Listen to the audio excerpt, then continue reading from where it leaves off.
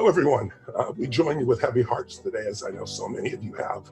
We're into the 11th day after the loss of a dear brother, and the whole world saw it, witnessed it. They witnessed the murder. It's undeniable what happened. And the beauty, only beauty that I can find, is that people of all colors, of all races, of all religions, of all backgrounds, all over the world have rallied forth to not let this time pass and to make sure that we create not only some healing here, but some real change. And often I talk to people about change, and change is automatic. Actually, you don't have to work on change. Change is going to occur. Our bodies are going to change. The world's going to change. Our environment's going to change. Our families are going to change. Everything's going to change as time goes by. Change is automatic, but progress is not. And so this is a conversation today to see if we can't create some progress. And I'm so privileged. I was feeling so much pain for our brothers and sisters and thinking, what can I do? I'm just one voice, a white man. But I'm fortunate enough to have some beautiful friends that are great leaders. And they happen to be African American as well, but they're just great leaders. They're conscious leaders. They're people who are passionate and focused on true justice, but also are heartfelt in their approach. And then I decided, what if I reach out to a dozen or so of these people, and some I didn't personally know, see if we can get them to join. I thought maybe 3 or 4 would join, and we have an embarrassment of riches. We have 10 extraordinary leaders here, and I want to introduce them to you.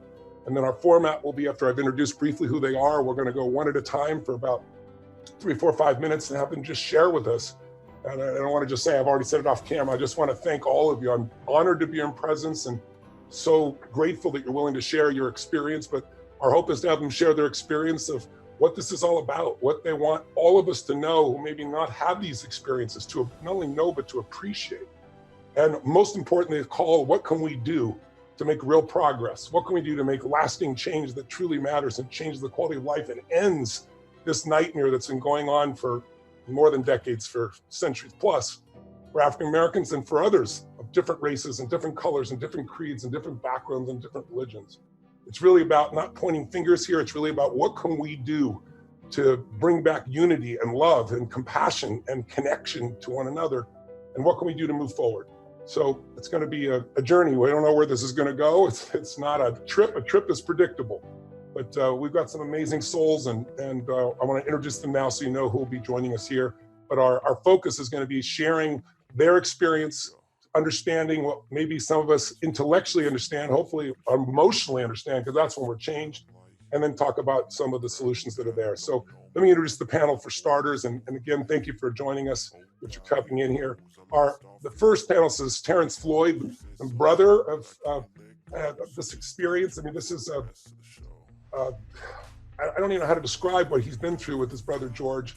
And the last moment here, he's going through the wake right now, and the emotion of putting his brother in the grave has overwhelmed him. So he's not going to join us now. We'll hopefully follow up with him. But what we also have here is Benjamin Crump, who's obviously extremely famous for his ability to represent families like Michael Brown, like Trayvon Martin, and he's dedicated his entire life to holding powerful people accountable for taking advantage of those with less power. And Benjamin's a privilege to have you. Thank you for joining us. And we have Laura King, who is a friend of mine I've known for a few years. She's the founding executive director of the Rodney King Foundation. Laura, great to see you. She's also Rodney King's daughter.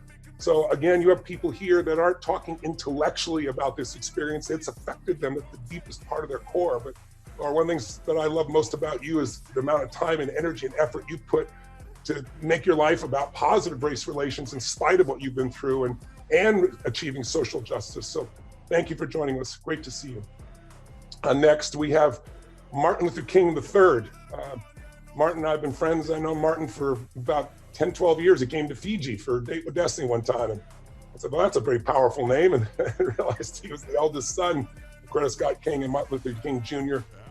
You, brother, are, you're not just a global human rights activist, but you're really the ambassador of your father's legacy of nonviolent social change. And we're really excited to hear what your thoughts are today. So thank you for being here, Martin. Thank you, John. And then we have Sabrina Fulton, who experienced what no human should have to go through, much less any mom, the loss of her 17-year-old son, Trayvon Martin. And she also, rather than just living in pain, she's really committed her life to transforming her tragedy into some form of social change that really matters. She's going to give us a unique experience as a mom of what this means and what she's been able to do to help others. And so I'm really excited to hear from you, Sabrina, and thank you for joining us. Next, we have Doc Rivers. Doc, most of you, I'm sure, know, NBA All-Star, Coach of the Year, was coach of the Boston Celtics when they won in 2008, and now heads one of the most amazing teams in the league, the Los Angeles Clippers, which hopefully you'll have your season finished to be able to do, but we've got some bigger issues to deal with here today. And so I want to thank you, Doc. And Doc has a unique experience because his dad was a police officer for 30 years in the Chicago Police Department. So, Doc, really appreciate you joining us. Thank you. Then we have a dear friend, a man that I have so much respect for, Bishop T.D. Jakes. He's a global humanitarian. He's the founder and bishop of the Potter's House. His church is non-denominational. It's multicultural. It's based in Dallas, Texas, but the man's reach is worldwide, and he's a force in nature. Great to have you, Bishop. Thank you. Next, we have a really unique soul, and I met him at the Clinton inauguration. Met him backstage. He's a musician there, but I didn't know his story. And Daryl Davis is an R&B and a blues musician. He's an activist, he's an author, he's an actor, he's a band leader.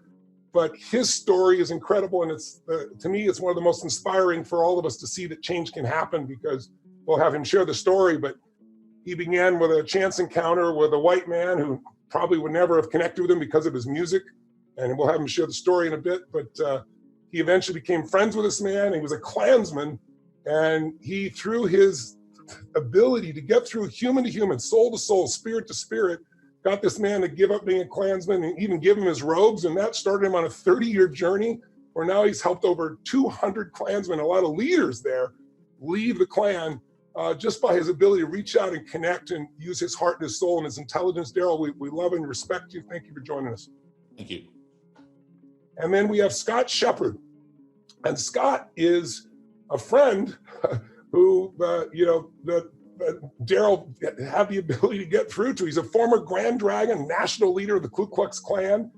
They eventually became friends, and now he's an anti-racism activist. So for people who think that people can't change, especially people that are so conditioned, you think that a Klansman can come and act an anti-racism activist, and these two have become dear friends. Scott, I really want to thank you for your courage, for your willingness to change, and for your joining us here today as well. Thank you, sir. I'm very, very pleased to be here and be able to be part of this program. And speaking of Daryl Davis is my brother, and I love him. That's so beautiful. You guys are